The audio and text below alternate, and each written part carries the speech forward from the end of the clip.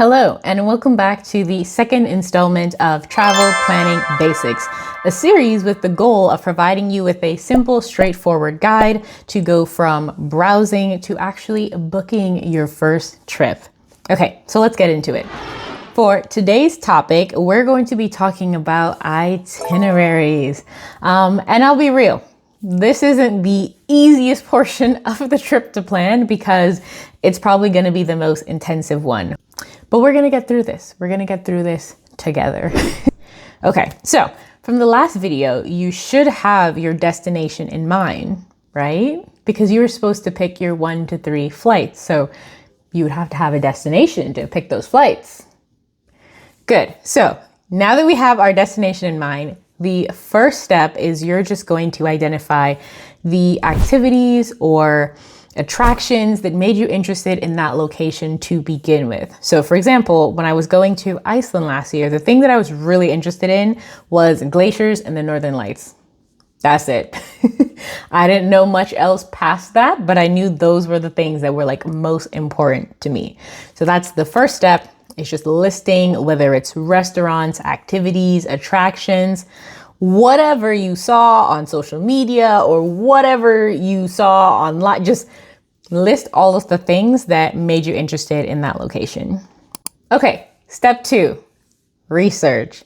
So this might be a bit overwhelming, but all you're going to do is using whatever social media app you like, whether that's Instagram or Facebook, definitely YouTube. I mean, you're here, or even like Reddit. Plug in whatever location or destination you're interested in and just see what comes up. You can also utilize blogs, or you can go into, articles you might have seen before.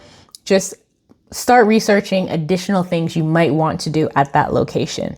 And once you've researched it, step 3 is to start bucketing everything. So things that are must do, and it's probably going to be those things that you're like, this is where I want to go here, versus things that are interesting or nice to have, but you're not pressed. And then in the third bucket, it's really just going to be for food, restaurants, and all sort of like food related activities, cafes, bars, etc., because those can usually be weaved in with the actual activities that you're going to be doing. Great. So 3 things to start. What we're already interested in, we're going to do some research, and then we're going to bucket. Now, once you've done that first part, and just because I just ran through it, it doesn't mean it's going to be like simple and straightforward. You're going to spend quite a bit of time on research. You might even need a bit of time just figuring out what do you like about this place. So I'm by no means trying to minimize the effort here. But once you get through the first 3 steps, the next thing is determining what activities are going to be self-directed versus which are probably going to fall under tours and booked excursions. So let's dive into the tours and booked excursions. Even though you're putting together the travel logistics for the trip and you are in fact doing the heavy lifting with accommodations, flights, itineraries, it doesn't mean you can't outsource some of the activities, and some of them might have to be outsourced. Like if you need to book an ATV excursion or parasailing or some sort of like yacht, catamaran, etc., you're probably going to have to book through a company. But another option that is available to you is booking a full or half day tour. So if you have a list of activities that are things that you can, they might be far apart, or they might be, like day trips from the place that you're actually staying in, you might want to look into those. My recommendation for tours are usually Get Your Guide, Viator, Klook, or Airbnb Experiences. Get Your Guide and Viator, I would say, are like the more popular ones. Klook is very popular in Asia, and then Airbnb Experiences, not as wide of a selections, but I found some like really good tours on there. So those are companies. I've used all of them. It's very helpful if I'm like, I want to do all these things, but they're actually like really far apart, or they're a lot of effort to get to, or there's like logistics with the transportation that I'd rather not deal with. Then I'm just going to go ahead and book myself a full or half day tour, or in some cases, walking tours to introduce you to the city, or any sort of like cooking class or an excursion or an experience. You can also book them through those websites. Okay, so what about the things that aren't covered under a tour. Like maybe there is a really great museum that you want to go to, or maybe there's like just an attraction in the city that you have always wanted to see. This is where the self-directed option comes in. This is where you make a list of all the things that you're going to do that day and you execute them on your own, whether that's through, public transit or you're calling Ubers. These are things that are, again, self-directed because you're getting from point A to point B by yourself or by your own means. For anything that's self-directed, I do recommend using a map tool like Google Maps, for example, and save all of the locations that you're interested in. So that way you can group them by location. So if things are like spread all over the place, it's probably best on one day to do the things that are near each other or go to the restaurants that are near those excursions, as opposed to hopping from point A to point B and losing a lot of time in transit. I found that to be just a better way of doing things.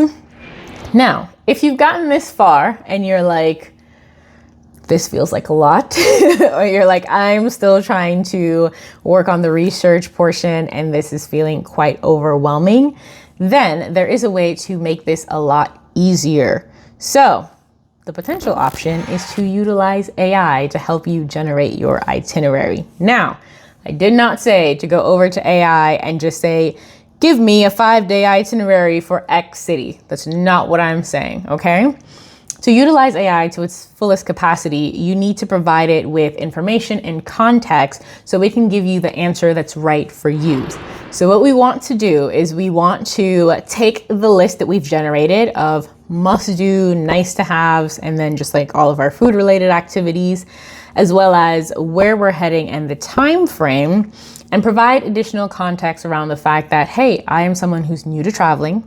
I might have issues with, getting there, the logistics, navigating. There's probably going to be time just spent getting lost, which again, isn't a bad thing. It's all part of the experience.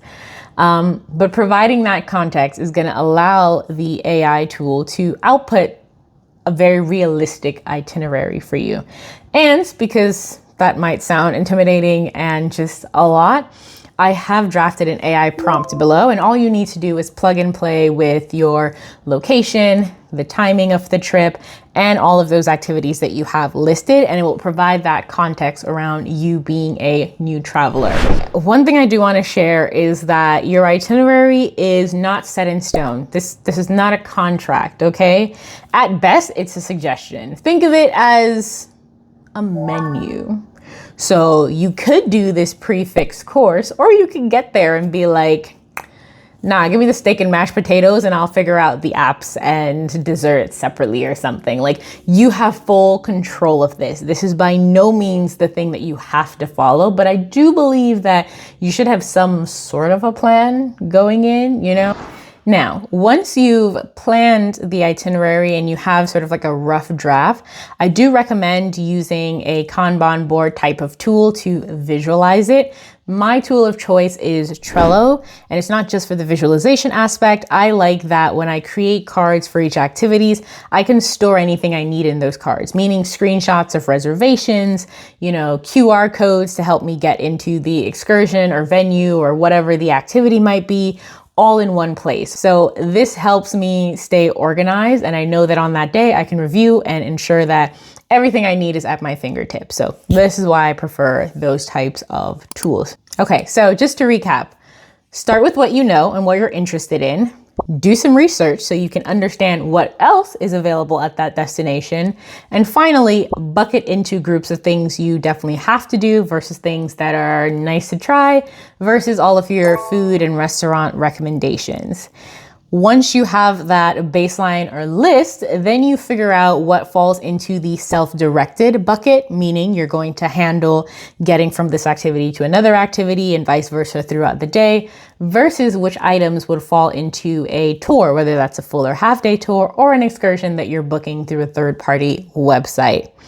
And if any of that sounds a bit too overwhelming, then once you have your list, you also have the option of just throwing it into this prompt that I have generated down below and putting it into an AI model like ChatGPT, Google Gemini, whatever you use, or just whatever pops up when you look it up online. You can plug it in and play around with the output of what itinerary it suggests. So I hope this was helpful. If you have any other tips for putting together an itinerary, please share them down below in the comments. Would love to hear the different ways that people do it, or even the different tools that people have tried. That would be cool as well. But either way, hope to see you in the next installment. And as always, thank you for watching.